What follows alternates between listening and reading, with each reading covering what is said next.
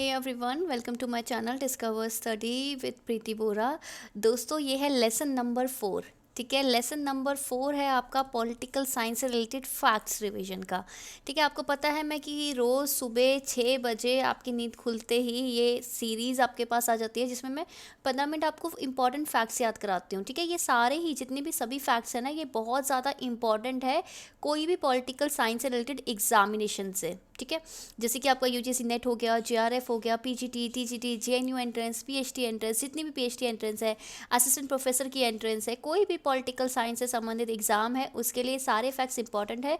Because in सारे exams में ना देखो, एक दो चीज़ें आती है। एक तो एनालिसिस वाला पार्ट आता है, वो तो आपको पता ही है। मैं मेरे चैनल में मैं आपके स्टेट का एसईटी भी एनालाइज कराती हूँ, प्रीवियस ईयर क्वेश्चंस का, और नेट यूजीसी नेट जेआरएफ का भी पूरा सब कुछ एनालिसिस कराती हूँ। तो हमने देखा है कि यार वो एनालिसिस वाला पार्ट तो मैं उधर ही आपको समझा देती हूँ, राइट।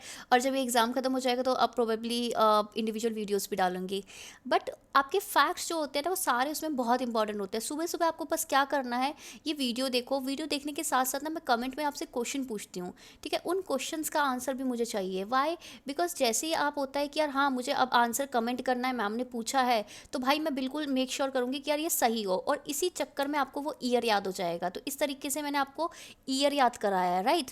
बच्चे बोल भी रहे थे कि मैम बहुत ही अच्छा तरीका है, उनसे जो भी मैं बुक पूछती हूँ ना, जो भी मैंने इसमें पूछ रखी है, उनसे कभी भी बुक पूछ लो, उनका ईयर वो कभी नहीं बोलते। आपको क्या करना है, बस इस वीडियो को लाइक करना है, कमेंट करना है, सारे आंसर्स मुझे देने हैं, साथ के साथ मुझे फीडबैक देना है कि कैसी लगी आपको वीडियो, राइट। और उसके साथ साथ आपको क्या करना है, इसे शेयर कर दो भाई, हर जगह मुझे ये इसका शेयरिंग चाहिए। हर पॉलिटिकल साइंस के कॉलेज के बच्चे हों, चाहे कोई भी प्रिपरेशन कर रहा हो पॉलिटिकल साइंस एग्जाम से रिलेटेड, तो मुझे इसका शेयर चाहिए वहाँ पे। ठीक है, चलिए स्टार्ट करते हैं फिर आज की वीडियो। ओके, ये पहला लेसन नंबर 1 था एक्चुअली। लेसन नंबर 2 देखो, मैंने इतने सारे फैक्ट्स करा दिए हैं। ये आई थिंक मैंने स्टार्टिंग से ही इसका स्लाइड शो कर दिया, बट कोई बात नहीं, आज लेसन नंबर 4 है तो लेसन नंबर 4 करेंगे। ठीक है, बस 1 मिनट रुक जाओ। राइट, देखो इतने सारे फैक्ट्स मैंने आपको याद करा रखे हैं, और क्या करोगे। ठीक है, इतना ही इम्पॉर्टेंट है। चलो, लेसन नंबर 4, पहला फैक्ट, कार्ल कॉट्स्की। ठीक है, कार्ल कॉट्स्की किसको फेवर करते थे, एक mixture of Marxism and Darwinism को। ठीक है, मार्क्स कार्ल कॉट्स्की फेवर करते थे मार्क्सवाद और डार्विनवाद का मिक्सचर को। फ्रेडरिक एंजल्स, ये वही फ्रेडरिक एंजल्स है जो कार्ल मार्क्स के बेस्ट फ्रेंड थे। ठीक है, इनकी एक बुक है origin of the family, private property and the state, कि आपके परिवार, निजी संपत्ति और राज्य की उत्पत्ति कैसे होती है। अब पहला क्वेश्चन, ये बुक है तो बुक से रिलेटेड क्वेश्चन तो बनता है, ईयर बता दो कमेंट सेक्शन में। ये बेस्ड है थ्योरी ऑफ मॉर्गन पे। ठीक है, थ्योरी जो मॉर्गन की थ्योरी है उस पे बेस्ड है ये। ठीक है, दूसरा फैक्ट। तीसरा फैक्ट, हर्बर्ट मार्क्यूज के बारे में बात करते हैं। अच्छा मुझे बताओ, वन डायमेंशनल मैन किसकी बुक थी, क्या बोला गया था उसमें, कौन से ईयर में थी। इसकी पहली वाली जो लेसन है उसमें बताया हुआ है। न्यू मार्क्सिस्ट हैं ये। ठीक है, न्यू मार्क्सिज्म आपके न्यू मार्क्सवाद से एसोसिएटेड है ये। नेक्स्ट है कार्ल मार्क्स। ठीक है, कार्ल मार्क्स का अगर मैं बताऊं तो concept of false consciousness and true consciousness इन्होंने दिया है। ठीक है, झूठी चेतना और सच्ची चेतना की अवधारणा किसने दी है, कार्ल मार्क्स ने। क्वेश्चन आ जाएगा तो कर लोगे बिल्कुल। अच्छा, अब एक स्टोरी बताती हूँ, टीएच ग्रीन। ठीक है, टीएच ग्रीन एक पर्सन है, उनके दो शिष्य थे, उनके दो छात्र थे, एक थे बोसेनक्वेट और दूसरे थे हॉबहाउस। ये जो बोसेनक्वेट थे ये क्या बन गए, आइडलिस्ट। ठीक है, क्या बन गए, आदर्शवादी। और जो हॉबहाउस थे ये क्या बन गए, लिबरल, उदारवादी। ठीक है, तो अभी आपको पता होना चाहिए कि आपके टीएच ग्रीन जो कि सपोर्ट करते थे पॉजिटिव लिबर्टी को, उनके दो शिष्य थे बोसेनक्वेट जो कि फॉलो करते थे आइडलिज्म, और आपके हॉबहाउस जिनको फॉलो करते थे लिबरलिज्म। ठीक है, कॉन्सेप्ट ऑफ अल्ट्रा इंडिविजुअलिज्म की अति व्यक्तिवाद, की भाई कुछ भी कर सकता है इंसान, वो किस चीज़ को जन्म देता है, अराजकतावाद को, अनार्किज्म को, राइट। क्योंकि एकदम एक्सट्रीम छूट भी नहीं देनी चाहिए किसी को। नेक्स्ट, एक स्टेटमेंट है, बहुत अमेजिंग स्टेटमेंट है, कभी भी आ सकती है कि यार ये किसने बोली है, तो पहले स्टेटमेंट बता देती हूँ। The breakdown of capitalism might result not in communism but is anarchy form which there might emerge some dictatorship and related in principle to communist ideals। Amazing statement मैं बताती हूँ।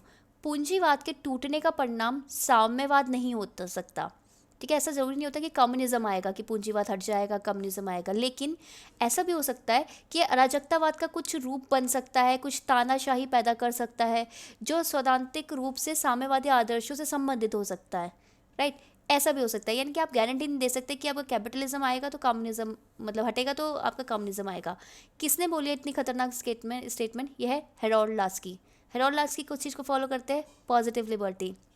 द ग्रामर ऑफ पॉलिटिक्स किसकी है? ठीक है, next question पूछा है मैंने, आंसर चाहिए मुझे। Liberalism is totalitarianism with human face. अरे अमेजिंग स्टेटमेंट। क्या है? उदारवाद मानवीय चेहरे वाला अधिनायकवाद है। ओके, किसने बोला ये? किसने बोला? Thomas shovel. ठीक है, सोवेल मतलब सोवेल मतलब होता है, स्वेल का मतलब क्या होता है कि सूझ जाना। ठीक है, सूझ जाना, यानी कि क्या, थोपड़ा सुझा के बैठे हैं, तो इससे आप ऐसे याद कर सकते हो। ट्रिक है जस्ट, बुरा मत मानना कोई। शेल सिंगर, ठीक है, शेल सिंगर की बात हो रही है।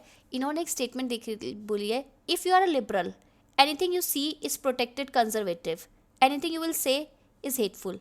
यानी कि यदि अगर आप एक उदारवादी हो ना, तो आपको कुछ भी ऐसा लगेगा ना कि जिसको प्रोटेक्ट कर रखा है, तो आप उसको ना रूढ़िवादी देखोगे, आप बोलोगे ये तो कंजर्वेटिव है, और आप क्या करोगे, उस चीज़ से नफरत करने लगोगे। ये होता है।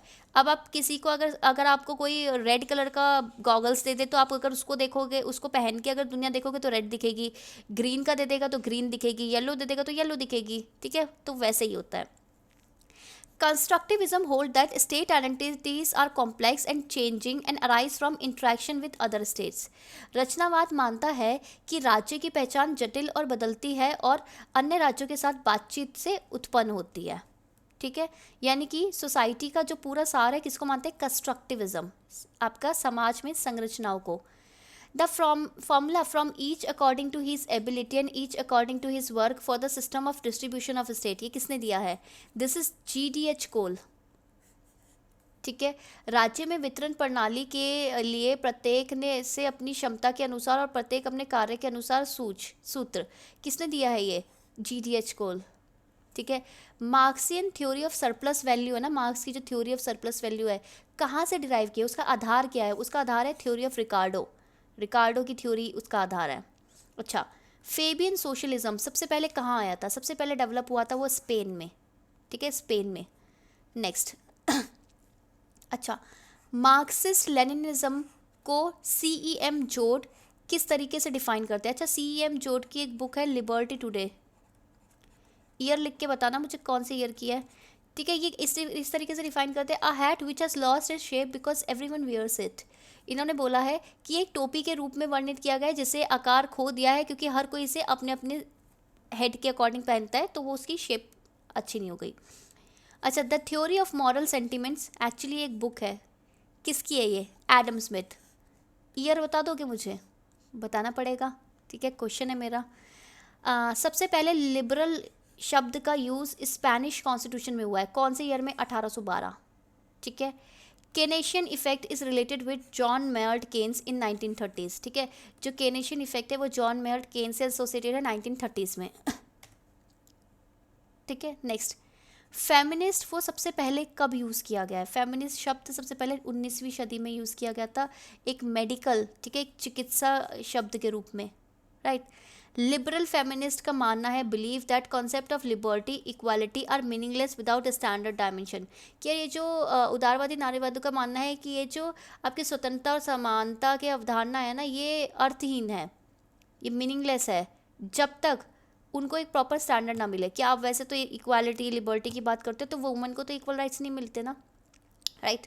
नेक्स्ट, क्रिस्टिन डी पेसान की बुक है एक, the city of the ladies. ठीक है, ये बुक है, ये कौन सी ईयर में आई थी? ये 1405 में आई थी। इसमें ना जितनी भी पॉपुलर लेडीज़ थी ना, उनके काम लिखे गए थे ताकि इन्फ्लुएंस कर सके बाकी लोगों को भी और फेमिनिज्म स्टार्ट कर सके। बट ऑर्गेनाइज्ड वुमेन मूवमेंट कब स्टार्ट हुई थी? आपकी 19वीं सदी में। ठीक है, नेक्स्ट, मैरी वॉलस्टोनक्राफ्ट की एक बुक थी, ठीक है, vindication of the right of women 1972।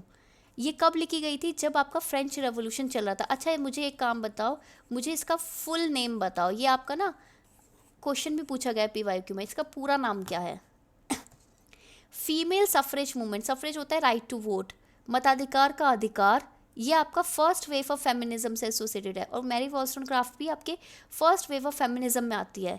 Female suffrage सबसे पहले, ठीक है, वुमेन को वोटिंग राइट सबसे पहले किसने दिया था? न्यूजीलैंड ने दिया था। कब? 1893 में, ठीक है, 1893 में। अच्छा, यूएस ने कब दिया था? यूएस में 19वीं अमेंडमेंट हुई थी आपके उनके कॉन्स्टिट्यूशन संविधान में, और तब वुमेन को आपका राइट टू वोट मिला था 1920 में, ठीक है। राइट टू वोट यूके में कब मिला था वुमेन को? 1918 में। इंडिया में कब मिला था? भाई इंडिया में जैसे आज़ाद हुए थे सबको इक्वल राइट मिला था वोटिंग का।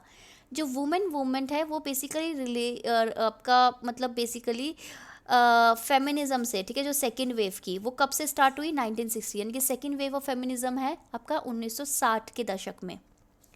फेमिनाइन मिस्टिक बेसिकली एक बुक है, मुझे इसका ईयर बताना, ठीक है। कौन किसने लिखी है? बेटी फ्रेडन ने, ठीक है। और बेटी फ्रेडन किस चीज़ के लिए रिस्पॉन्सिबल थी? सेकेंड वेव ऑफ फेमिनिज्म्स के लिए, ठीक है। ये तो मैंने आपको बता दिया, ये भी आपको बता दिया। नेक्स्ट, अच्छा, एक फ्रेज़ है, एक बेसिकली एक मुहावरा है कि the problem with no name, ठीक है, the problem with no name, बिना नाम वाली समस्या। ये मुहावरा किसने बोला है?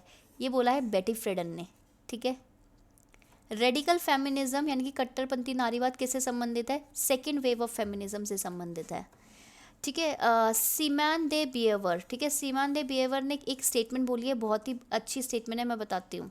One is not born but becomes a women, ठीक है। दुखीनी बोला है कि कोई भी पैदा नहीं होता लेकिन एक महिला बन जाता है, राइट। बेटी फ्रेडन है हमारी, is considered as the mother of women liberation, ठीक है। बेटी फ्रेडन को नारी मुक्ति की जननी माना जाता है, right. Next, the term ecology, जो आपकी इकोलॉजी यानी कि परिस्थिति जो टर्म है वो सबसे पहले किसके द्वारा गढ़ा गया था? दिस इज अर्नस्ट हैकल के द्वारा। कौन से ईयर में गढ़ा गया था ये मुझे कमेंट में बताओ। इकोलॉजिज्म यानी कि परिस्थितिवाद क्या है? एक रिएक्शन है against the process of industrialization, औद्योगिकरण की प्रक्रिया के खिलाफ एक प्रतिक्रिया है। द साइलेंट स्प्रिंग एक बुक है, ऑब्वियसली बात है, इकोलॉजी की बुक है। कौन से ईयर में आई थी मुझे बताओ। इसके कौन है writer? This is Rachel Carson, important book है, काफ़ी बार मैच द फॉलोइंग में आती है। How to be a survivor, ठीक है, how to be a survivor actually एक बुक है, ठीक है, जिसके कौन है लेखक? एनरिच एंड हेनरमैन, ठीक है। इसका ईयर इतना इम्पोर्टेंट नहीं है एक्चुअली।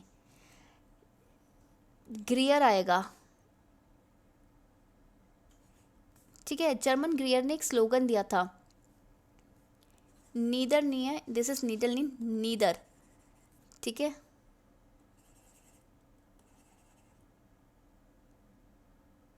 ना बाएं ना दाएं लेकिन आगे, neither left not right but ahead, हमें आगे मूव करना है।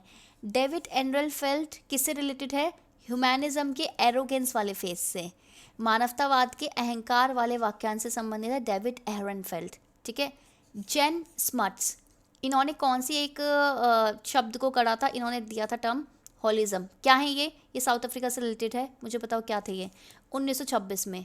स्कूमाचर बेसिकली रिलेटेड है आपके बुद्धिस्ट इकोनॉमिक्स से, ठीक है। बुद्धिस्ट इकोनॉमिक्स से कौन एसोसिएटेड है? स्कूमाचर। सो ये था आपका लेसन नंबर 4।